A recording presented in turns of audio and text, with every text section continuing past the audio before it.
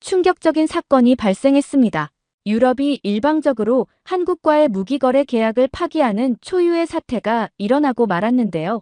하지만 수백 년의 전통을 자랑하던 유럽 방산 산업의 오만한 결정이 역사의 흐름을 바꿔놓았습니다. 한국과의 협력 계약을 일방적으로 파기한 그 순간 아무도 예상치 못한 반격이 준비되고 있었습니다.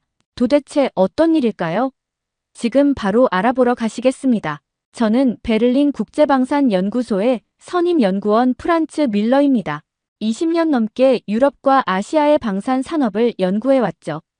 특히 한국의 방산 기술 발전에 깊은 관심을 두고 있습니다. 오늘 저에게는 매우 불편한 회의가 있었어요. 브뤼셀의 유럽 방산 정책 회의장, 유럽 각국의 방산 관계자들이 모인 자리였습니다.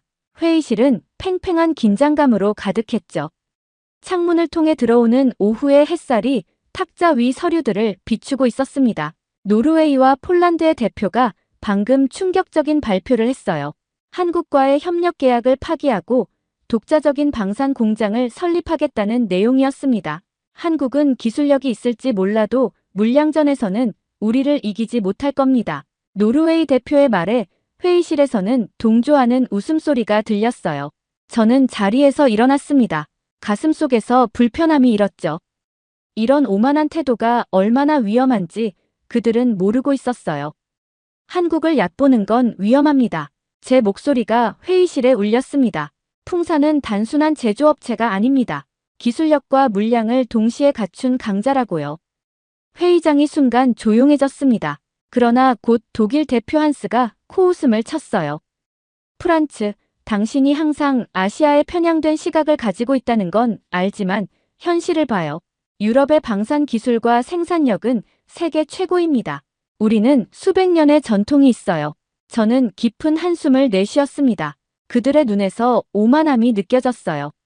자리에 다시 앉으며 메모지에 적었습니다. 한국에 연락할 것. 유럽의 이 결정이 어떤 결과를 가져올지 그들은 전혀 모르고 있었습니다. 회의가 끝나고 복도를 걸으며 제 오랜 친구이자 풍산의 해외 영업 담당자인 김성호에게 메시지를 보냈어요. 긴급히 만나야겠네. 좋지 않은 소식이야. 창밖으로 브뤼셀의 저녁 하늘을 바라보며 생각했습니다. 이들이 한국의 진짜 저력을 모르고 있군. 아마 곧 후회할 텐데. 유럽의 방산 결정권자들은 한국을 단순한 제조업 국가로만 보고 있었습니다.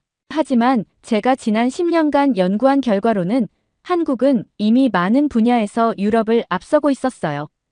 특히 포탄 생산에서는 품질과 가격 경쟁력 모두 세계 최고 수준이었죠. 하지만 그들은 듣지 않았습니다. 유럽의 오랜 전통과 자존심이 그들의 눈을 가리고 있었어요. 회의장을 나서며 깊은 불안감이 제 마음을 짓눌렀습니다. 이 결정이 유럽 방산 산업에 어떤 영향을 미칠지, 그리고 한국은 어떻게 대응할지, 분명한 건 이것이 단순한 계약 파기 이상의 의미를 가진다는 점이었습니다. 유럽과 아시아 간의 방산 지형도가 크게 바뀔 수도 있는 중대한 전환점이 될 거라고 확신했어요. 그리고 저는 그 변화의 중심에서 모든 것을 지켜볼 준비가 되어 있었습니다. 다음 날 아침, 저는 김성호를 만나기 위해 브뤼셀 중심가의 작은 카페에 앉아 있었습니다. 창가 자리에서 따스한 커피 향기가 코끝을 감싸는 동안 어제 회의에서 있었던 일들을 정리하고 있었죠. 카페 문이 열리고 김성호가 들어왔습니다. 프란츠, 오랜만이네요. 김성호는 환한 미소를 지으며 제게 다가왔습니다. 저는 자리에서 일어나 그와 악수했습니다. 김성호, 왔군요. 좋지 않은 소식이 있어 불렀는데 생각보다 여유로워 보이네요. 김성호는 자리에 앉으며 미소를 지었습니다. 그의 표정에서는 전혀 걱정의 기색이 보이지 않았어요. 오히려 무언가 비밀을 간직한 듯한 여유로움이 느껴졌습니다. 이미 들었습니다. 노르웨이와 폴란드의 결정 말이죠. 그가 말했습니다. 솔직히 예상했던 일입니다. 저는 놀라움을 감추지 못했습니다. 예상했다고요? 그런데 왜 이렇게 침착한 거죠? 이건 큰 타격 아닌가요? 김성호는 커피를 한 모금 마시고 여유롭게 대답했습니다. 프란츠, 우리에게는 아직 큰 카드가 남아있어요. 한국군이 보유한 140만 발의 포탄이 유럽을 향해 날아갈 준비가 되어 있거든요. 저는 말문이 막혔습니다. 140만 발이라고요? 그게 사실이라면 유럽은 도저히 이길 수가 없겠군요. 김성호의 눈빛이 자신감으로 빛났습니다. 우리는 이미 준비를 마쳤어요. 유럽이 우리를 배신한 것이 아니라 스스로 함정에 빠진 셈이죠. 저는 김성호의 말에 깊은 인상을 받았습니다. 한국은 이미 이런 상황을 대비하고 있었던 것입니다. 유럽의 방산 관계자들의 오만한 태도가 떠올랐습니다. 그들은 한국의 역량을 완전히 잘못 판단하고 있었어요. 김성호, 그런 대규모 물량을 언제부터 준비한 겁니까? 궁금증을 참지 못하고 물었습니다. 우크라이나 전쟁이 시작되면서부터요. 우리는 글로벌 정세를 예의주시했습니다. 유럽이 언젠가 안정적인 방산 물자 공급이 필요할 것이라고 예측했죠. 그리고 정확히 그렇게 됐습니다. 김성호의 설명을 듣고 있자니 한국의 전략적 사고에 감탄이 절로 나왔습니다. 단순히 현재 상황에 대응하는 것이 아니라 미래를 예측하고 준비하는 능력이 돋보였어요. 하지만 유럽 국가들이 한국의 물량을 받아들일까요? 그들의 자존심이 허락할까 싶네요. 제가 의문을 표했습니다. 김성호가 작게 웃었습니다. 자존심보다 중요한 건 실리죠. 몇 달 안에 유럽은 포탄 부족 상황에 직면할 겁니다. 그때는 선택의 여지가 없을 거예요. 우리의 대화는 카페의 조용한 분위기 속에서 이어졌습니다. 김성호의 자신감 있는 태도를 보며 저는 복잡한 심정을 느꼈습니다. 한편으로는 유럽 방산 전문가로서 유럽의 입장이 걱정되었지만 다른 한편으로는 연구자로서 한국의 치밀한 전략에 감탄할 수밖에 없었어요. 앞으로 몇 개월이 중요할 것 같군요. 제가 말했습니다. 김성호는 고개를 끄덕였습니다. 정확합니다. 우리는 이 기회를 통해 한국 방산의 진정한 위상을 전 세계에 보여줄 겁니다. 유럽이 우리를 배신한 것이 오히려 우리에게 새로운 기회를 열어준 셈이죠. 창밖으로 브뤼셀의 거리를 바라보며 유럽 방산 산업의 미래와 한국의 깜짝 반격을 상상했습니다. 미처 예상하지 못했던 전략적 대결이 곧 시작될 것을 직감했습니다. 그리고 그 중심에서 모든 것을 지켜볼 수 있다는 사실에 연구자로서의 가슴이 뜨겁게 뛰기 시작했습니다. 김성호와 헤어질 때 그의 마지막 말이 제 머릿속에 깊이 남았습니다. 프란츠, 곧 유럽이 한국의 진정한 힘을 알게 될 겁니다. 기대하셔도 좋아요. 한국과의 만남 이후 몇 주가 지났습니다. 저는 베를린 연구소로 복귀하여 상황을 주시하고 있었죠. 그러던 어느 날 독일 방산 기업 라인메탈의 대표 요한 슈미트에게서 급한 연락이 왔습니다. 유럽 방산 회의가 다시 소집된다는 내용이었어요. 회의장에 들어서니 전과는 다른 분위기가 느껴졌습니다. 더 많은 인원과 더 높은 직급의 인사들이 모여 있었죠. 그만큼 사안이 심각하다는 뜻이었습니다. 자리에 앉자마자 라인메탈의 요한이 단상에 올랐습니다. 여러분, 오늘 우리는 중대한 계획을 발표하고자 합니다. 요한의 목소리가 회의장을 울렸습니다. 라인메탈은 헝가리 정부와 협력하여 대규모 탄약 공장을 설립할 예정입니다. 이는 유럽 최대 규모가 될 것이며 연간 생산량은 현재 한국 풍산의 생산량을 넘어설 것입니다. 회의장에서 박수 소리가 터져 나왔습니다. 저는 의아한 표정으로 주변을 둘러보았어요. 이것이 과연 실현 가능한 계획인지 의문이 들었기 때문입니다. 프랑스 방산 전문가 피에르가 자리에서 일어나 외쳤습니다. 이제 한국은 끝났어요. 우리 유럽이 다시 주도권을 잡을 겁니다. 그들의 시장 점유율은 곧 무너질 거예요. 저는 더 이상 참을 수 없었습니다. 자리에서 일어나 발언권을 요청했죠. 과연 그럴까요? 제 목소리는 차분했지만 단호했습니다. 물량과 속도에서 한국을 넘어서지 못하면 실패할 겁니다. 여러분, 라인메탈의 계획은 훌륭하지만 현실적인 문제를 직시해야 합니다. 공장 건설부터 완전한 가동까지 최소한 2년이 걸릴 텐데 그동안 한국은 어떻게 대응할까요? 회의장이 잠시 조용해졌습니다. 그러나 곧 독일 국방부 관계자가 나서서 제 의견을 일축했어요. 프란츠 박사, 당신의 우려는 지나친 겁니다. 우리는 이미 여러 국가들과 선계약을 맺었습니다. 한국은 더 이상 위협이 되지 않을 거예요. 회의가 계속되는 동안 저는 자리에 앉아 노트북을 열고 몇 가지 계산을 해보았습니다. 라인메탈의 계획대로라면 생산시설 완공까지 최소 18개월, 시험 생산과 안정화까지 6개월이 더 필요했어요. 그동안 한국은 약 500만 발의 포탄을 추가로 생산할 수 있는 시간이었습니다. 회의가 끝나고 나오는 길에 피에르가 제게 다가왔습니다. 프란츠, 당신은 항상 한국 편을 드는군요. 왜 그렇게 확신하죠? 피에르, 나는 어느 편도 들지 않아요. 단지 데이터를 분석할 뿐입니다. 한국은 이미 완벽한 생산 체계를 갖추고 있어요. 우리가 새 공장을 짓는 동안 그들은 생산량을 2배로 늘릴 수 있습니다. 피에르는 코웃음을 치며 떠났습니다. 회의장을 나서면서 제 휴대폰이 울렸어요. 김성호였습니다. 프란츠, 라인메탈의 발표 소식 들었습니다. 어떻게 생각하세요? 저는 잠시 생각하다 솔직하게 대답했습니다. 솔직히 말하면 늦었다고 봅니다. 유럽이 이길 가능성은 매우 낮아요. 김성호의 목소리에서 미소가 느껴졌습니다. 곧 대규모 수출 계약 발표가 있을 겁니다. 유럽의 반응이 기대되네요. 통화를 마치고 호텔로 돌아오는 길에 복잡한 감정이 밀려왔습니다. 연구자로서 저는 데이터를 근거로 판단할 뿐이지만 유럽인으로서는 불안감을 지울 수 없었어요. 유럽이 너무 늦게 대응하고 있다는 확신이 들었기 때문입니다. 호텔방에 돌아와 노트북을 열고 분석 자료를 업데이트했습니다. 한국 풍산의 생산 현황, 유럽 각국의 탄약 재고량, 우크라이나로의 지원 규모 등을 종합적으로 검토했죠. 모든 데이터는 하나의 결론을 가리키고 있었습니다. 유럽은 이미 물량 전쟁에서 지고 있다.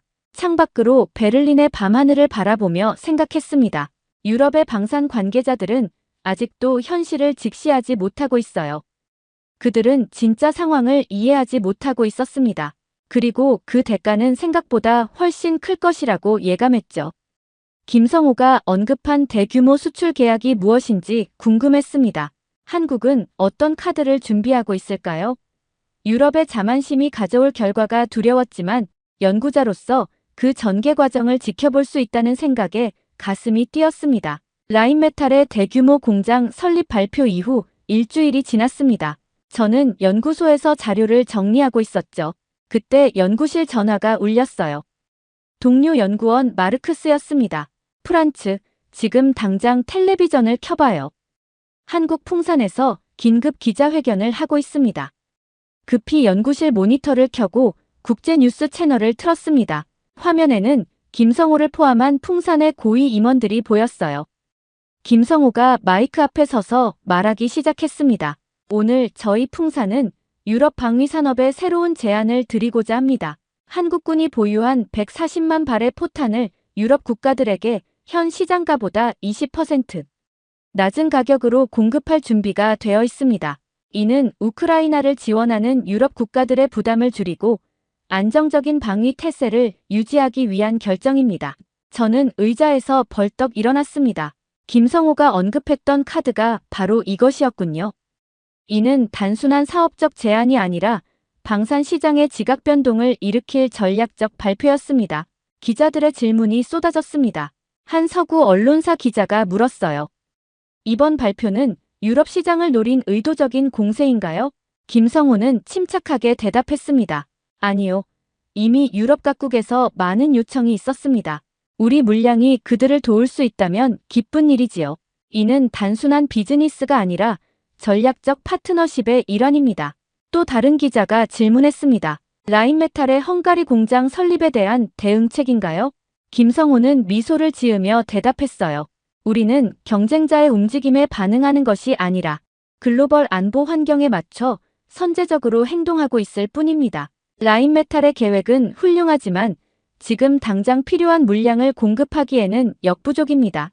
우리는 그 간극을 메우고자 합니다.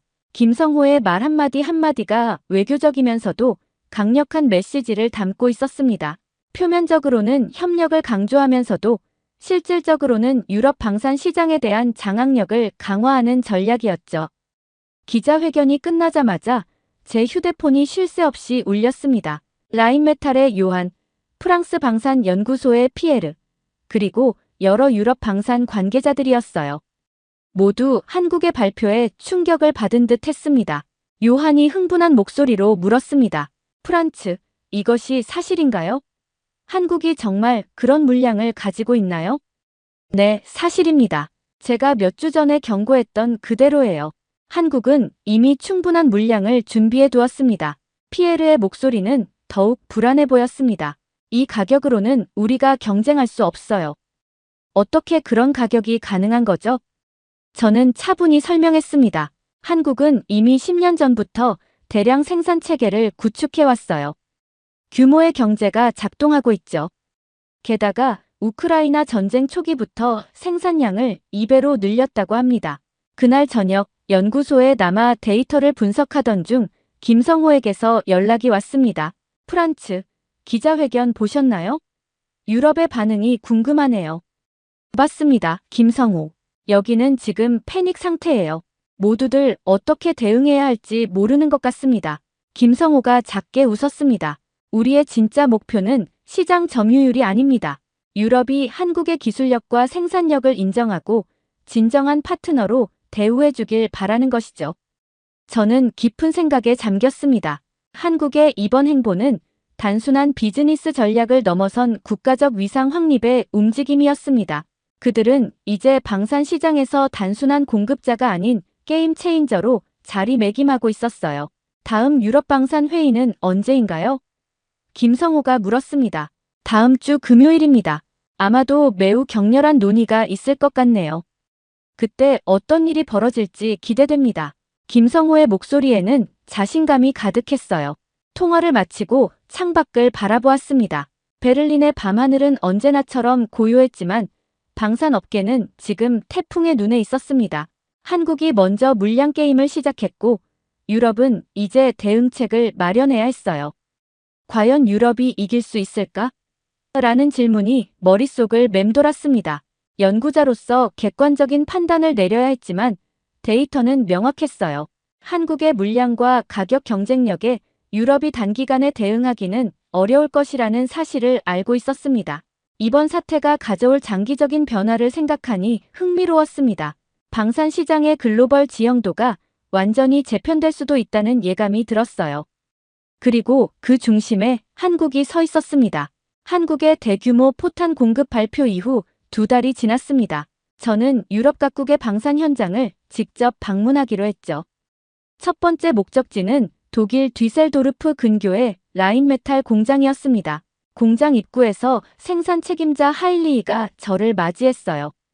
그의 얼굴에는 피로가 가득했습니다. 프란츠 박사, 와주셔서 감사합니다. 상황이 좋지 않습니다. 저는 고개를 끄덕이며 공장 내부로 들어섰습니다. 생산 라인을 둘러보니 원래 계획대로 진행되지 않는다는 것이 한눈에 보였어요. 여러 기계들이 가동을 멈춘 채 서 있었고 작업자들은 긴장된 표정으로 서류를 검토하고 있었습니다. 무슨 문제가 있나요? 제가 물었습니다. 하일리히가 깊은 한숨을 내쉬었어요. 기술적인 문제입니다. 새로운 생산 라인의 자동화 시스템이 안정화되지 않았어요. 예상보다 불량률이 높습니다. 게다가 원자재 공급도 지연되고 있어요. 공장 내부를 더 자세히 살펴보았습니다. 생산 현황판에는 목표 대비 실제 생산량이 표시되어 있었는데 달성률이 42%에 불과했어요. 이는 심각한 상황이었습니다. 이렇게 늦어지면 한국과의 가격 경쟁에서 질 수밖에 없어. 하일리히의 목소리에는 좌절감이 묻어났습니다. 우리는 매달 생산 목표를 계속 하향 조정하고 있어요. 하지만 그럼에도 달성하지 못하고 있습니다. 다음 날 프랑스의 네슈테르 방산 공장을 방문했습니다. 여기도 상황은 마찬가지였어요. 생산 라인은 예정보다 6개월이나 지연되고 있었고 비용은 초기 예상보다 40% 이상 증가한 상태였습니다. 프랑스 공장 관리자 앙투안이 자료를 보여주며 말했습니다. 보세요. 우리가 한 발당 생산 비용은 한국보다 60% 이상 높습니다. 이런 상황에서 어떻게 경쟁할 수 있겠어요? 유럽 전역의 방산 공장들을 돌아본 후 저는 베를린 연구소로 돌아왔습니다. 모든 데이터를 종합하여 보고서를 작성했어요. 결론은 명확했습니다. 유럽의 방산 생산 계획은 심각한 위기에 처해 있었습니다. 제 연구실 문을 두드리는 소리가 들렸습니다. 독일 국방부 고위 관계자 쿠르트였어요. 프란츠 박사, 당신의 평가가 궁금합니다. 상황이 얼마나 심각한가요? 저는 솔직하게 대답했습니다. 매우 심각합니다. 현재 속도로는 유럽의 모든 방산 공장을 합쳐도 한국의 생산량을 따라잡을 수 없습니다. 기술적 문제와 원자재 공급 지연이 주요 원인이에요. 쿠르트의 표정이 어두워졌습니다. 우리 정부는 이미 한국에 추가 포탄을 요청했습니다. 다른 선택이 없었어요. 저는 놀라움을 감추지 못했습니다. 정말입니까? 그렇다면 우리의 자체 생산 계획은 어떻게 되는 건가요? 계속 진행됩니다. 하지만 당장의 수요를 충족시키기 위해서는 한국의 도움이 필요한 상황입니다. 쿠르트가 떠난 후 제 휴대폰이 울렸습니다. 김성호였어요. 프란츠, 어떻게 지내세요? 유럽 상황은 어떤가요? 저는 솔직하게 말했습니다. 내 경고를 무시하더니 결국 이런 사태가 왔군요. 모든 공장이 생산 목표를 달성하지 못하고 있습니다. 김성호의 목소리에는 승리의 기쁨보다는 깊은 통찰력이 묻어났습니다. 안타깝네요. 하지만 예상했던 결과입니다. 이제 유럽이 먼저 한국에 협력 요청을 할 겁니다. 기다려보세요. 저는 침묵했습니다. 연구자로서 저는 이 상황을 예측했지만 유럽인으로서는 씁쓸한 마음이 들었어요.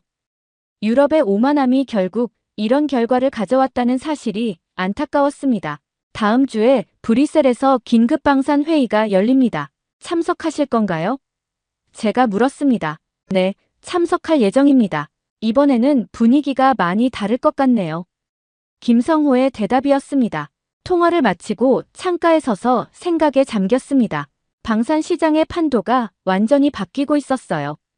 한국은 이제 단순한 제조국이 아니라 글로벌 방산 강국으로 급부상하고 있었습니다.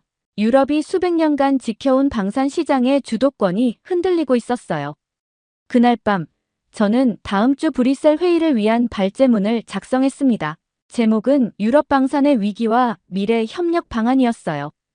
이제 유럽은 선택의 기로에 서 있었습니다. 자존심을 버리고 한국과 협력할 것인가, 아니면 계속해서 실패의 길을 걸을 것인가. 한국의 반격은 성공적이었고, 이제 공은 유럽의 코트에 있었습니다. 다음 주 회의에서 어떤 결정이 내려질지 기대되면서도 한편으로는 불안했습니다. 방산 시장의 새로운 역사가 쓰여지는 순간이 다가오고 있었어요. 브뤼셀 회의 당일, 저는 평소보다 일찍 회의장에 도착했습니다. 긴장감이 가득한 공기가 느껴졌어요. 유럽 각국의 방산 관계자들이 소그룹으로 모여 작은 목소리로 대화를 나누고 있었습니다. 예전에 자신감 넘치는 모습은 온데간데 없었죠. 회의장 입구에서 김성호를 만났습니다. 그는 우아한 정장 차림으로 여유로운 표정을 짓고 있었어요. 프란츠, 오랜만입니다. 오늘 회의가 기대되네요. 저는 그와 악수하며 말했습니다. 상황이 완전히 바뀌었군요. 몇 개월 전만 해도 이런 분위기를 상상하지 못했을 겁니다. 김성호는 미소를 지으며 고개를 끄덕였어요. 역사는 항상 예상치 못한 방향으로 흐르는 법이죠. 회의가 시작되었습니다. 첫 번째 발표자는 독일 국방부 차관 볼프강이었습니다. 그는 침통한 표정으로 단상에 올랐어요. 오늘 우리는 매우 어려운 상황에 처해 있습니다. 유럽 전역의 방산 생산 계획이 예상보다 크게 지연되고 있어요. 특히 포탄 생산량은 목표치의 40%에도 미치지 못하고 있습니다. 그의 발표를 들으며 회의장 내부의 분위기가 더욱 무거워지는 것을 느낄 수 있었습니다. 다음 발표자는 프랑스 대표였고 그 다음은 영국, 이탈리아 순서였어요. 모두가 비슷한 문제를 토로했습니다. 생산 지연, 기술적 문제, 비용 증가. 마침내 의장이 제 이름을 불렀습니다. 다음은 베를린 국제방산연구소의 프란츠 밀러 박사께서 발표해 주시겠습니다. 저는 준비해온 자료를 들고 단상으로 올랐습니다. 회의장의 모든 시선이 저에게 집중되었어요. 심호흡을 한 후 말하기 시작했습니다. 존경하는 여러분, 제가 몇 개월 전에 경고했던 상황이 현실이 되었습니다. 기술과 물량 모두를 무시한 결과입니다. 솔직히 말씀드리자면 한국은 방산 강국입니다. 더 이상 과거의 하청업체가 아닙니다. 회의장이 술렁였습니다. 하지만 저는 계속 말을 이어갔어요. 제가 조사한 바에 따르면 한국의 풍산은 현재 월 15만 발의 포탄을 생산할 수 있는 능력을 갖추고 있습니다. 반면 유럽 전체를 합쳐도 현재 월 4만 발에 불과합니다. 이 격차는 앞으로 더 벌어질 것으로 예상됩니다. 스크린에 그래프를 띄우며 계속 발표했습니다. 더 중요한 것은 가격 경쟁력입니다. 한국은 같은 품질의 포탄을 유럽보다 40% 저렴하게 생산할 수 있어요. 이것은 기술력의 차이가 아니라 생산 시스템의 효율성 차이입니다. 마지막으로 저는 가장 중요한 말을 했습니다. 이제 우리는 자존심을 내려놓고 한국과 협력해야 합니다. 경쟁이 아닌 협력만이 유럽 방산의 미래를 보장할 수 있습니다. 한국의 생산력과 유럽의 기술력이 만나면 시너지를 발휘할 수 있을 것입니다. 발표를 마치고 자리로 돌아오는 길에 회의장의 분위기가 달라진 것을 느꼈습니다. 많은 대표들이 고개를 끄덕이며 동의하는 모습이었어요. 심지어 전에 제 의견을 무시했던 피에르조차 진지한 표정으로 메모를 하고 있었습니다. 휴식 시간, 김성호가 제게 다가왔습니다. 솔직한 발표 감사합니다. 프란츠, 당신 같은 전문가가 있어 유럽은 행운이에요. 과찬입니다. 저는 단지 데이터를 분석하고 사실을 말했을 뿐입니다. 김성호가 커피를 마시며 말했습니다. 결국 진짜 강자가 누구인지 보여줬죠? 저는 솔직하게 대답했어요. 그래, 한국의 저력을 간과한 우리의 실수였어. 이번 일은 유럽 방산 역사의 중요한 전환점이 될 것 같습니다. 회의 후반부에서는 유럽 각국이 한국과의 협력 방안을 논의하기 시작했습니다. 불과 몇 개월 전만 해도 상상할 수 없었던 광경이었어요. 유럽의 오만함은 사라지고 이제 현실을 직시하는 태도로 바뀌고 있었습니다. 회의가 끝난 후 독일 국방부 차관 볼프강이 저를 불렀습니다. 프란츠 박사, 당신의 분석이 매우 도움이 되었습니다. 다음 주에 한국을 방문할 예정인데 함께 가주셨으면 합니다. 저는 기꺼이 수락했습니다. 이번 방문은 단순한 출장이 아니라 유럽과 한국 방산 협력의 새로운 장을 여는 중요한 계기가 될 것이었어요. 브뤼셀을 떠나기 전 김성호와 작은 레스토랑에서 저녁을 함께 했습니다. 와인 잔을 들어올리며 그가 말했어요. 프란츠, 당신은 유럽인이면서도 한국의 가능성을 가장 먼저 알아본 사람입니다. 앞으로도 우리의 가교 역할을 해주시길 바랍니다. 저는 와인 잔을 부딪히며 대답했습니다. 유럽과 한국 두 강자가 서로를 인정하고 협력한다면 더 큰 발전이 있을 거예요. 저는 그 과정을 돕고 싶습니다. 호텔로 돌아오는 길에 하늘을 올려다보았습니다. 별들이 유난히 밝게 빛나고 있었어요. 방산 세계의 지형도가 완전히 바뀌는 역사적인 순간을 목격하고 있다는 생각에 가슴이 벅차올랐습니다. 그리고 그 변화의 중심에 한국이 자리 잡고 있었습니다. 브뤼셀 회의 이후 한 달이 지났습니다. 저는 독일 국방부 차관 볼프강과 함께 한국을 방문했고 그 결과를 정리하기 위해 다시 베를린 연구소로 돌아왔죠. 제 사무실 창문으로 보이는 가을 하늘은 맑고 투명했습니다. 마치 앞으로 펼쳐질 상황처럼 선명하게 느껴졌어요. 제 책상 위에는 각 나라의 신문들이 펼쳐져 있었습니다. 영국 타임스, 프랑스 르몽드, 독일 프랑크푸르터 알게마인의 차이퉁, 모든 신문의 헤드라인은 비슷했어요. 유럽, 한국 방산과의 대규모 협력 계약 체결. 전화벨이 울렸습니다. 유럽 방산 위원회 의장 하일리였어요. 프란츠, 오늘 오후 긴급 회의가 소집되었네. 한국과의 계약 세부 사항을 논의할 예정이야. 참석해주길 바라네. 저는 수락했습니다. 회의장에 도착하니 예상보다 많은 인원이 모여 있었어요. 유럽 각국의 방산 관계자들뿐 아니라 정부 고위 인사들까지 참석한 자리였습니다. 긴장된 분위기가 역력했죠. 회의가 시작되고 하일리히가 첫 발언을 했습니다. 여러분, 오늘 우리는 한국과의 포탄 구매 계약에 관한 최종 결정을 내려야 합니다. 가격은 이미 올랐고 조건도 강화됐습니다. 프랑스 대표가 불만스러운 목소리로 말했어요. 처음 제안보다 30% 가격이 올랐습니다. 이건 거의 강탈 수준이에요. 영국 대표도 가세했습니다. 게다가 한국 측은 기술 이전까지 요구하고 있습니다. 이대로 계약을 체결해야 하는지 의문입니다. 저는 자리에서 일어나 발언권을 요청했습니다. 모든 시선이 저에게 집중됐어요. 여러분, 우리가 처한 현실을 직시해야 합니다. 유럽 전체의 포탄 재고량은 위험 수준 이하로 떨어졌어요. 한국 제품 없이는 포탄 부족 사태를 막을 수 없습니다. 게다가 가격이 올랐다고 해도 여전히 우리가 자체 생산할 때보다 15% 저렴한 수준입니다. 회의장이 조용해졌습니다. 제 말이 현실을 정확히 짚었기 때문이었죠. 한국 측의 요구 조건이 강화된 것은 사실이지만 여전히 유럽에게는 최선의 선택이었습니다. 하일리히가 다시 발언했습니다. 프란츠의 말이 맞습니다. 우리는 선택의 여지가 없습니다. 투표로 결정하겠습니다. 투표 결과는 압도적이었습니다. 27개 유럽 국가 중 23개 국가가 계약 체결에 찬성했어요.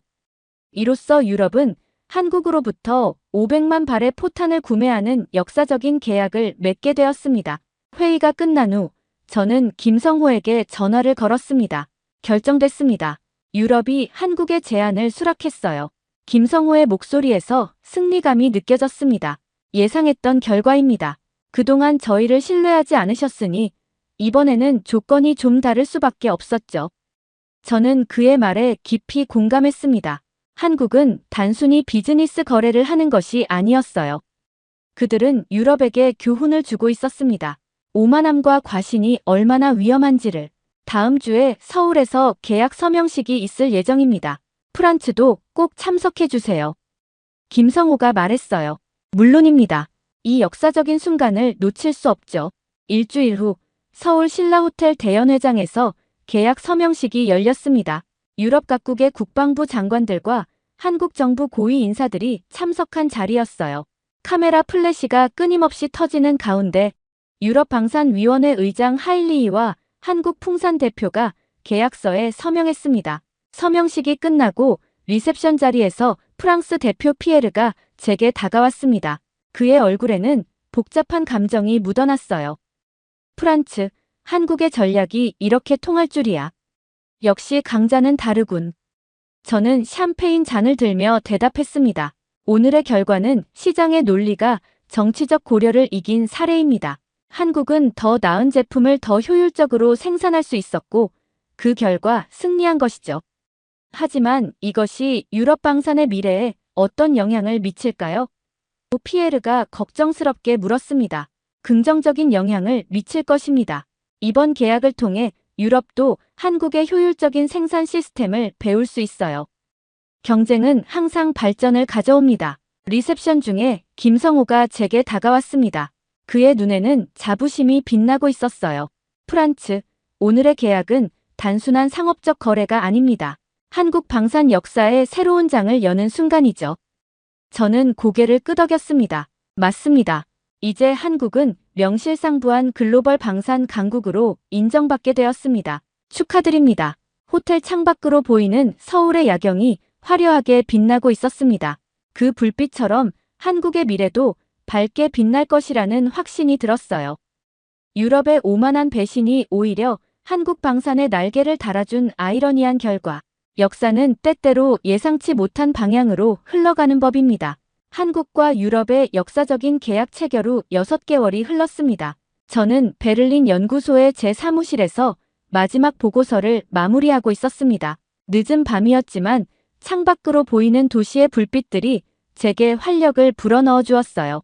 유럽과 한국의 방산 협력이 가져온 변화를 분석한 이 보고서는 제 20년 연구 경력 중 가장 중요한 작업이었습니다.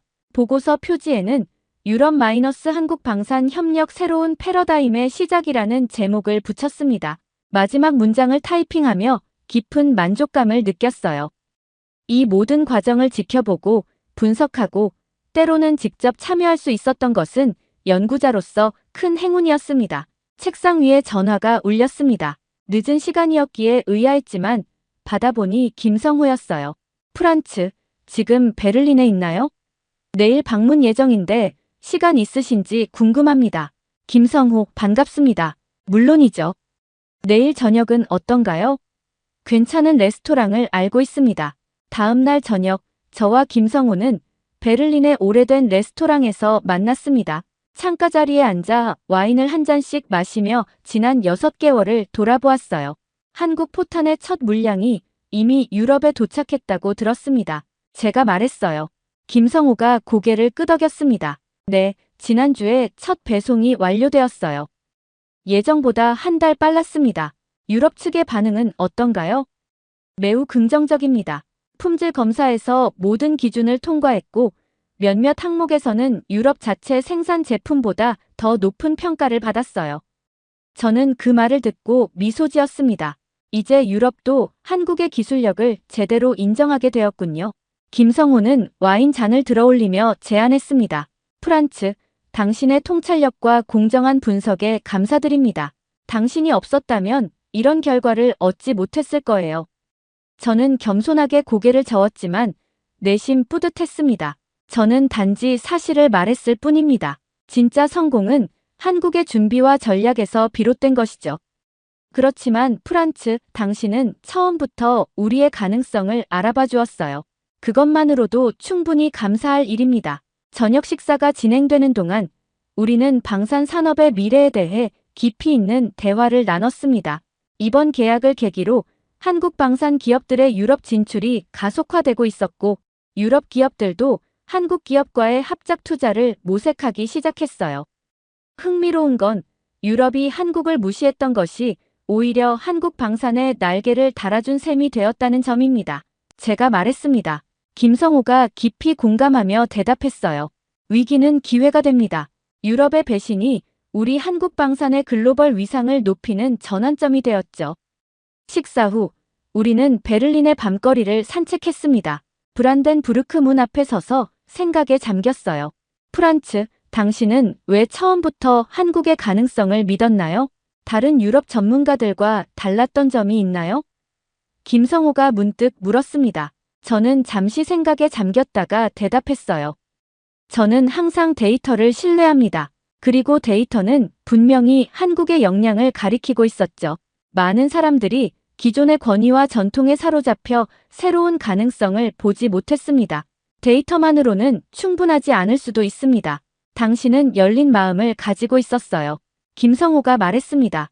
호텔로 돌아가는 길에 김성호가 제게 놀라운 제안을 했습니다. 프란츠, 서울에 있는 우리 연구소에서 일해보지 않겠습니까? 유럽과 아시아의 방산 협력을 이끌어갈 수 있는 좋은 기회가 될 거예요. 저는 그 제안에 흥미를 느꼈습니다. 새로운 환경에서 더 넓은 시야를 가질 수 있는 기회였어요. 진지하게 고려해보겠습니다. 김성호. 매력적인 제안이네요. 다음 날 아침, 연구소에서 마지막 보고서를 제출하고 사무실 창밖을 바라보았습니다. 베를린의 풍경이 변함없이 펼쳐져 있었지만 세계의 방산 지형도는 완전히 달라져 있었어요. 한국은 이제 단순한 제조국이 아니라 글로벌 방산 강국으로 자리매김했고 유럽은 자신들의 오만함에 대한 교훈을 얻었습니다. 제 책상 위에 있던 신문 헤드라인이 눈에 들어왔어요. 한국 방산, 글로벌 시장 점유율 급증. 그리고 그 아래에는 작은 기사가 있었습니다. 유럽 방산 기업들, 한국 기업과의 합작 투자 증가. 이것이 바로 제가 연구소 벽에 걸어둔 문구의 의미였습니다. 강자는 자만하지 않는 법. 한국은 기술과 물량 모두를 준비해 유럽을 이겼고 이제 글로벌 방산 시장의 새로운 지형도를 그려가고 있었습니다. 저녁, 김성호와의 마지막 저녁 식사를 위해 만났습니다. 그는 내일 한국으로 돌아갈 예정이었어요. 프란츠, 내 제안에 대해 생각해 보셨나요? 저는 결심한 듯 대답했습니다. 네, 수락하겠습니다. 새로운 도전을 받아들일 준비가 됐어요. 김성호의 얼굴에 미소가 번졌습니다. 훌륭합니다. 당신이 합류하면 우리 연구소가 한층 더 발전할 것입니다. 술잔을 높이 들어올리며 그가 말했어요. 진짜 강자는 준비된 자라는 걸 다시 깨달았습니다. 저도 잔을 들어 화답했습니다. 그리고 유럽이 오히려 한국 방산을 키워준 셈이죠. 서로의 잔을 부딪히며 우리는 새로운 시대의 시작을 축하했습니다. 유럽의 방산 전문가가 한국으로 가는 것. 이것 또한 변화하는 세계 질서의 상징이었습니다. 때로는 가장 예상치 못한 도전이 가장 큰 성장의 기회가 된다는 진리를 다시 한번 깨달았습니다. 베를린의 밤하늘 아래 저는 앞으로 펼쳐질 새로운 여정에 대한 기대감으로 가슴이 벅차올랐습니다. 한국과 유럽의 방산 협력이 가져올 미래, 그 중심에서 저의 역할이 무엇일지 고민하며 밤하늘의 별들을 바라보았습니다. 그리고 그 별들은 마치 한국 방산의 미래처럼 밝게 빛나고 있었습니다. 오늘의 이야기는 여기까지입니다. 그럼 오늘 이야기 재미있게 들으셨다면 잊지 말고 좋아요 꼭 눌러주세요. 꼭 사연 관련이 아니더라도 하실 말씀이 있으시다면 댓글도 꼭 남겨주시고요. 더 좋은 사연을 발굴해내고 여러분들께 재미있게 전달하는데 큰 힘이 됩니다. 흥미진진히 소개해드리는 다음 이야기가 듣고 싶으시다면 구독과 알림 설정하시면 빠르게 소식 들으실 수 있습니다. 그럼 저는 다시 흥미진진한 사연을 들고 찾아뵐게요. 또 만나요.